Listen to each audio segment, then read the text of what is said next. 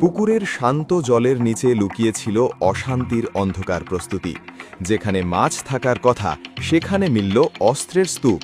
ফরিদপুরের কানানপুরে এক পুকুর যেন পরিণত হয়েছিল গোপন সহিংসতার গোদামে।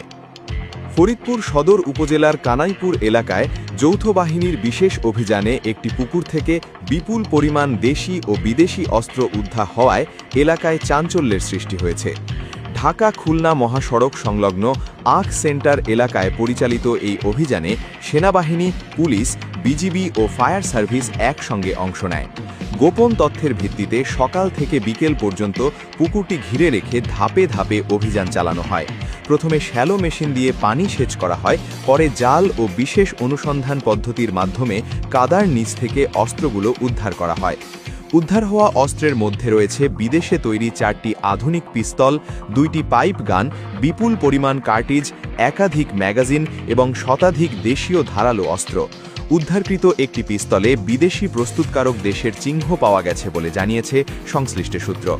আইন শৃঙ্খলা বাহিনীর কর্মকর্তারা জানান, অস্ত্রগুলো অত্যন্ত কৌশলে মাটির নিচে ও পানির তলদেশে লুকিয়ে রাখা হয়েছিল যাতে সহজে শনাক্ত করা না যায়।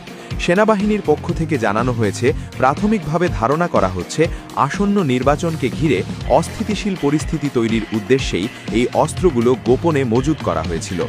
জননিরাপত্তা বিঘ্নিত করা এবং সামাজিক অস্থিরতা সৃষ্টি করাই ছিল এর মূল লক্ষ্য। উদ্ধারকৃত অস্ত্রগুলোর উৎস ও প্রকৃত মালিকানা শনাক্তে তদন্ত শুরু হয়েছে।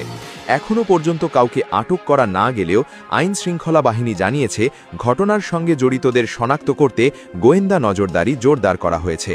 স্থানীয়দের মধ্যে স্বস্তির পাশাপাশি উদ্বেগও দেখা দিয়েছে। তারা আশা করছেন, এই ধরনের অভিযান নিয়মিত হলে এলাকা আরও নিরাপদ হবে এবং ভবিষ্যতে কোনো অশান্তির ছায়া আর পুকুরের জলের নিচে লুকিয়ে থাকতে পারবে না।